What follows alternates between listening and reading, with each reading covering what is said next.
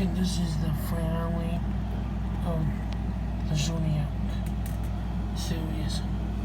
On an isolated stretch of Lake Herman Road, on the late evening of December 20th, 1968, the Zodiac killer claimed his first two victims. David Farad. I thought he started in 66, not 68. I know you guys don't know, I'm just saying not my fault. Faraday and Betty Lou Jensen. Both were in high school, both were teenagers. It was her first date ever, and their first date together. Not the people I mentioned at the beginning of the series.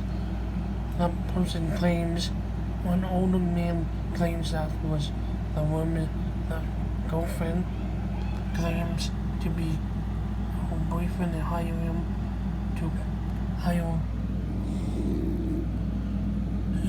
three? Whatever. Let's get in the video.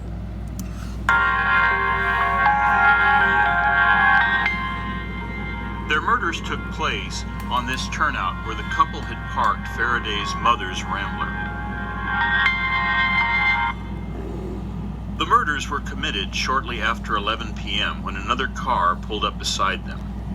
Faraday was shot point blank in the head exiting the car, and Jensen, instead of fleeing to the safety of the adjacent shrubbery, was gunned down 5 times in the gravel parking area from behind. The Zodiac had attached a small flashlight to his gun for sighting purposes in the darkness.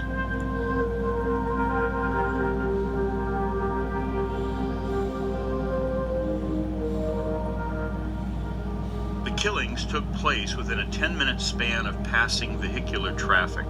It was the first of many instances where the Zodiac's good fortune eluded capture. I was acquainted with Faraday through my association with Boy Scouts. My older sister knew both victims. The killings took on a personal nature to myself and my community of Vallejo. It was a Christmas season tinged with fear since so few details were released about the killings. The killing site today remains unlit and relatively unchanged from what it did that pitch December night.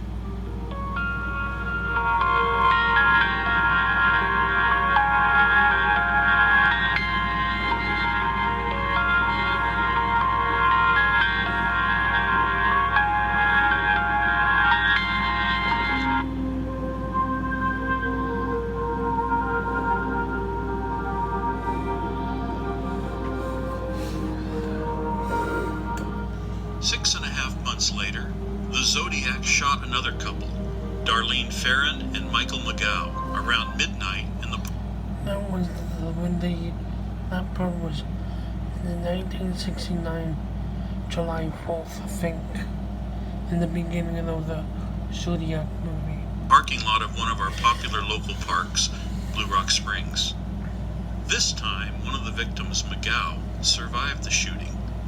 The She survived too, only a short time. Parking lot has since been relined and modified.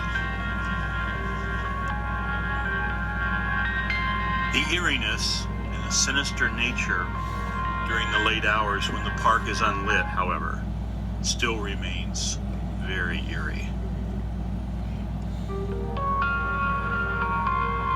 The Zodiac's final killing site was an execution from the back seat of cab driver Paul Stein's vehicle on the corner of Cherry and Washington Street in the Pacific Heights district of San Francisco. 3 witnesses viewed the shooting from an apartment across the street and telephoned police while he was wiping down the crime scene.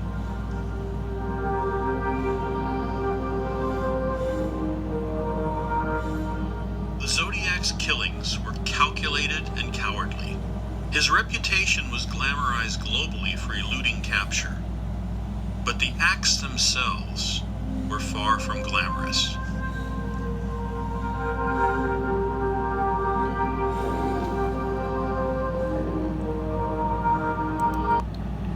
Okay.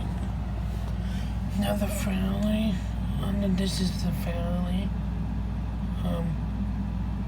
Also, when after he killed the cab driver, people thought it was somebody else. The police also passed the Zodiac. They asked, I think some say that he drove down. They asked the Zodiac which way the killer went. He pointed the wrong way, and then he wrote a letter to the newspapers saying the police goofed off a goof. And what I'm just supposed to say, goof got tricked by me and told them to lie about which way they went, because they didn't know if that's the Zodiac they were talking to the Zodiac. Yeah. This is now the finale of the Zodiac series. Please like, comment, and subscribe to this channel. Alright? And don't forget to press the bell next to it, that you won't have to miss every video I post every day. Okay, see you in the next video. Peace.